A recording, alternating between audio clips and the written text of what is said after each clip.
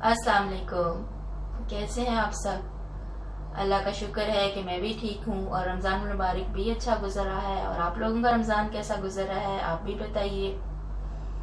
रमज़ान मुबारक के हवाले से जैसे छोटी सी कोशिश एक हम लोग मिलके कर रहे हैं, आज मैं आप लोगों से एक तजर्बा शेयर करना चाहती हूँ। एक या दो दिन पहले मुझे इस तरह से एक ख्याल आया कि कुछ अर्सा पहले जो मेरा रमज़ान गुजरा था उसमें मैं एक तजर्बे से गुजरी थी जिसने मुझे एक सीख भी दी थी, यानी मैंने उससे कुछ सीखा। तो मैंने सोचा कि क्यों ना आप लोगों से भी उस बारे में शेयर किया जाए। वो कुछ ऐसा है, तजर्बा जो मैंने किया वो ऐसा था कि उन दिनों में शायद 4 या 5 साल पहले की बात होगी। आप लोगों को भी याद होगा और आप उससे रिलेट भी शायद कर सकेंगे जो मेरा तजर्बा है। आप बताइएगा कमेंट्स में।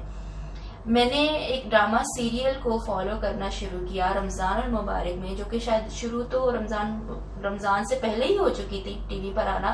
लेकिन मुझे इस सीरियल ने यानी मतवज्जो कर लिया स्पेशली रमजान के दिनों में, और उसका नाम था मेरा सुल्तान। वो एक टर्किश ड्रामा सीरियल था, आप लोगों को याद भी होगा, बहुत से लोगों को याद होगा। और मेरी उसमें दिलचस्पी अचानक रमजान मुबारक में बनी। अब मैं आप लोगों को बताती हूँ कि मेरी रूटीन टीवी देखने की क्या थी। उन दिनों में ऐसा होता था कि मैं इवन अपने रूम में अगर होती थी और टीवी भी ऑन होता था, तो ऐसा नहीं होता था कि मैं टीवी के ड्रामास को या प्रोग्राम्स को बहुत अच्छे से फॉलो कर रही हूँ और मुझे पता होता था कि कौन सा ड्रामा आ रहा है, कौन सा खत्म हो रहा है, शुरू हो रहा है, या कौन से ड्रामे या कौन से प्रोग्राम्स चल रहे हैं। लेकिन ऐसा हुआ कि जिस वक्त ये ड्रामा मैंने शायद पहली दफा देखा, तो उसके बाद मुझे इसमें बहुत ज्यादा दिलचस्पी पैदा हो गई और मैंने स्पेशली रमजान के दिनों में इसको बहुत ज्यादा फॉलो किया। शायद ये रिपीट में भी आता था और रात को चलता था। इसके टाइमिंग्स मुझे एग्जैक्टली याद नहीं, लेकिन मुझे ये याद है कि ये रात के टाइम मैं स्पेशली जरूर देखती थी। और दूसरी तरफ मेरी जो आमतौर पर आम दिनों में टीवी देखने की रूटीन थी वो कुछ इस तरह से थी कि मेरा टीवी ऑन होता था और उसके ऊपर आवाज नहीं चलती थी। मैंने कोई अगर जैसे न्यूज चैनल लगा रखा होता था तो उसको मैं देख लेती थी, कोई खबर चल रही होती थी तो मेरी इवन घर में जो मेरी हेल्पर्स जैसे होती हैं तो वो पूछती थी कि आप टीवी किस तरह से देखती हैं कि आपका टीवी तो ऑन होता है लेकिन उसमें आवाज नहीं आ रही होती। तो ये मतलब इवन ड्रामास भी, बहुत भी पॉपुलर ड्रामा सीरियल्स या सीरीज भी चल रही होती थी तो मैं इस तरह से तवज्जो से नहीं देखती थी, मगर इस ड्रामा सीरियल ने मुझे मतवज्जो किया और मैंने बहुत अच्छे से फॉलो किया। और मैंने जितना टाइम इस पे स्पेंड करना होता था वो जरूर करती थी। ऐसा नहीं होता था कि मुझे ख्याल आता था कि वो रोजा है या मैं किसी और काम में इस टाइम को लगा लूं, रोजे के दिनों में तो मुझे इससे बचना चाहिए। मुझे ये सब ख्याल नहीं आते थे कि ये टाइम जो अमल का है और इसमें हर अमल का सवाब कई गुना है और मुझे वो यानी एक बेहतरीन तरीके से टाइम गुजारने की कोशिश करनी चाहिए, मुझे वो ख्याल कभी नहीं आता था। अब जब कुछ अर्सा गुजर गया तो मुझे ये एहसास हुआ कि शैतान ने किस तरह से मुझे उन दिनों में घेरा था कि मैं अपना वो टाइम जो अल्लाह की पसंद के किसी अमल में गुजार सकती थी, किसी अमल से बच के गुजार सकती थी जिससे अल्लाह राजी होता या खुश होता, मैंने उसकी बजाय अपनी मर्जी को तरजीह दी और मेरी दिलचस्पी का महवर एक ऐसी चीज बन गई जिससे मुझे किसी किस्म का नफा नहीं होने वाला था। रमजान मुबारक के हवाले से जब आज अलर्ट होने की मैं बात कर रही हूँ और आपसे भी अपना एक तजर्बा शेयर कर रही हूँ, तो अब मुझे ये एहसास होता है कि उस वक्त मेरी जो दिलचस्पी का महवर अचानक ही ये ड्रामा बन गया था, उसकी वजह यही थी कि शैतान ने इस तरह से मुझे अपने जाल में फंसाने की कोशिश की और उसने उधर से जो मेरा मेन मकसद था उस वक्त एक रोजा का, कि मैं अपनी आंख से यानी अपनी तमाम हिस्सियात से अल्लाह की तरफ मतवज्जो होकर उसके पसंद के अमल करते हुए अपने रोजे को गुजारती, उस तरफ से मेरी तवज्जो हटा दी। अब जब मुझे ये एहसास हुआ तो उस वक्त रमजान मुबारक वो गुजर चुका था जिसकी मैं अब बात कर रही हूँ।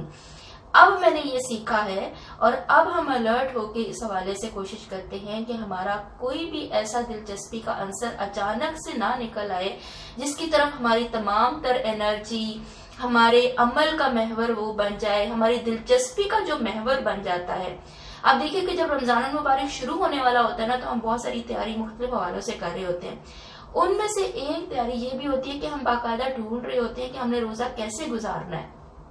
अब रोजा गुजारने के लिए बाजुकात ये बहुत ज्यादा मैंने नोट किया है कि अचानक से या तो हम कोई गेम ढूंढ लेते हैं, हम कोई एप्लीकेशन ढूंढ लेते हैं, हम नेटफ्लिक्स पे चले जाते हैं, हम यूट्यूब पे कुछ ढूंढ लेते हैं। इवन बाकायदा ऐसे चीजें इंट्रोड्यूस करवाई जाती हैं कि जी ये चीजें आप फॉलो करें रोजा के दौरान। मतलब कोई सीरीज है, कोई सीरियल है, कोई सीजन्स हम आजकल नेटफ्लिक्स पे देख रहे होते हैं। ये सारी चीजें मतलब एक्सबॉक्स है, गेम्स है बच्चों के लिए, बड़ों के लिए। इवन आप देखिए कि हम लोग ना ये जरूर कह रहे होते हैं कि बच्चों का टाइम चेक हमने करना है, स्क्रीन टाइम उनका चेक करना है, लेकिन मेरे ख्याल से हमें अपना भी स्क्रीन टाइम चेक करना चाहिए। बाज़ औक़ात बेशक जरूरी है कि हमने ऑनलाइन रह के बहुत सारे काम करने होते हैं, वो तो एक तरफ एक चीज है, वो अर्जेंट भी है, वो इम्पोर्टेंट भी है, उनसे हमारा प्रोफेशनल लाइफ इस तरह से जैसे आजकल चल रही है, हमारी जॉब्स की डिमांड भी यही है आजकल। इसके अलावा भी बाज़ औक़ात हमें ऑनलाइन काम करना पड़ता है, वो तो एक चीज है, वो जरूरी है, लेकिन इसके अलावा जो हमारा स्क्रीन टाइम है उसको हमें भी चेक करने की जरूरत है। खास तौर पे अगर आप जैसे अगर आप रिलेट कर सकते हो इस चीज से, तो आप प्लीज जरूर कोशिश कीजिए और देखिए कि हमारी दिलचस्पी का महवर अचानक इन रमजान के शुरू होने के साथ कुछ ऐसी चीज तो नहीं बन गई जो कि ना तो इम्पोर्टेंट है, ना ही अर्जेंट है, और जिसका ना ही कोई ताल्लुक है। कि जैसे अगर हम अपना जायजा लें तो ऐसा होता है कि जब हम किसी भी प्रोजेक्ट पे काम कर रहे होते हैं, हम कोई भी नहायत अहम प्रेजेंटेशन बना रहे होते हैं, हमारी कोई ऐसी चीज होती है, एग्जाम चल रहे होते हैं, तो हमारा वो उस वक्त का जो एक फोकल पॉइंट होता है, जो सबसे अहम चीज होती है, जो मकसद उस वक्त का होता है, उसके हवाले से अगर आप सोचें तो हमारे दिन भर की रूटीन उस चीज की गवाही देती है कि हम किस मकसद, किस टारगेट, किस उस वक्त के फोकल पॉइंट पर काम कर रहे हैं। अगर हम रमजानुल मुबारक के हवाले से आप इस चीज को रिलेट करके देखें तो इस वक्त हम रमजानुल मुबारक के हवाले से फोकस्ड होकर चलने की कोशिश कर रही हैं, लेकिन रोजे के दौरान ही, रमजानुल मुबारक के दौरान ही शैतान हमारी दिलचस्पी का महवर किसी ऐसी चीज को बना रहा है जो कि इस वक्त नहीं होनी चाहिए। ठीक है, हमारे पास देखिए ये एक लिमिटेड टाइम ऑफर है, इसके अलावा भी जिंदगी पूरी एक लिमिटेड टाइम ऑफर ही है, लेकिन रमजानुल मुबारक तो खास तौर पे लिमिटेड टाइम ऑफर है, जिसमें हम कोशिश कर रहे हैं कि ज्यादा से ज्यादा अमाल करके, अच्छे अमल करके, पसंदीदा अमल करके नेकी की तरफ और तकवा की तरफ एक कदम बढ़ाते चले जाएं।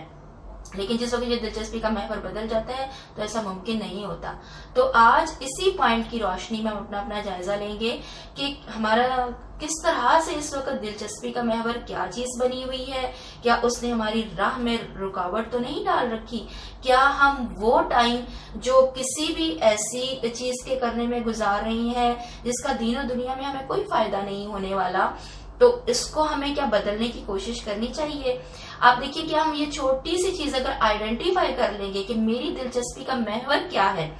तो वो आइडेंटिफाई करना अब उस तरफ आते हैं कि हमें बचने की तरफ किस तरह लेके जाएगा। यानी तकवा जिसे हम कहते हैं कि बचना है, ऐसे अमल से बच जाना जो अल्लाह को नापसंदीदा है, अल्लाह के लिए, अल्लाह के यहाँ मतलब पसंदीदा नहीं करार पाता। अब जब हम यानी अपने आप का जायजा लेंगे तो यकीनन मुझे उम्मीद है कि इसी तरीके से आप लोग भी अपनी अपनी एक दिलचस्पी का महवर जान सकेंगे और आप लोगों को आइडिया होगा कि किस तरह हम आंख, कान और दीगर तमाम हिस्सियात के जरिए सिर्फ अपना एक ये पॉइंट आइडेंटिफाई कर लेने के बाद उस अमल से बच सकते हैं जिसका हमें इस वक्त किसी किस्म का कोई फायदा नहीं हो रहा। तो आज का पॉइंट यही था, मैंने सोचा आप लोगों से अपना तजर्बा भी शेयर करूं और उम्मीद है आप लोगों को ये पॉइंट इस तरह से शायद मदद कर सके अपना जायजा लेने में और अपने आप को किसी भी ऐसी चीज से बचाने में जिससे बच जाना हमें फायदा दे जाएगा, लेकिन जिसके साथ जुड़े रहना, जिसमें इन्वॉल्व रहना शायद इस वक्त का तो टाइम पास बन जाए, ठीक है, लेकिन आखिरत के हवाले से अगर हम अपना जायजा लें तो वहां हमें इससे शायद कोई भलाई हासिल ना हो और हमारा वक्त जाया हो। और वक्त का जाया करना जाहिर है कि ना हमें यहाँ पर फायदा देता है और ना ही इसमें जो कि जिंदगी एक अमानत है अपने आप में, उसका फायदा, उस वक्त का फायदा जो जिंदगी में हमें मिला हुआ है, उस वक्त का फायदा एक बेहतरीन तरीके से ना उठाना शायद हमारे लिए नुकसान का बाइस आखिरत में भी बने। तो मेरे इस तजर्बे से आप लोग कितना रिलेट कर सकते हैं, आप लोगों को क्या फायदा हुआ, इस हवाले से जरूर बताइएगा। आप लोगों को अच्छा लगा ये पॉइंट तो भी बताइएगा, इससे कुछ अपनी हामी या कोई अपना आइडेंटिफाई कर सके ऐसा पॉइंट तो भी अच्छा है कि शेयर करें। तो ऐसे ही किसी पॉइंट के साथ दोबारा मैं आप लोगों के पास आऊंगी और अपना तजर्बा भी शेयर करूंगी और कोशिश करेंगे कि इसी तरह से मिलजुल कर हमारी ये कोशिश जारी रहे। इंशाल्लाह फिर मिलेंगे। अल्लाह हाफिज।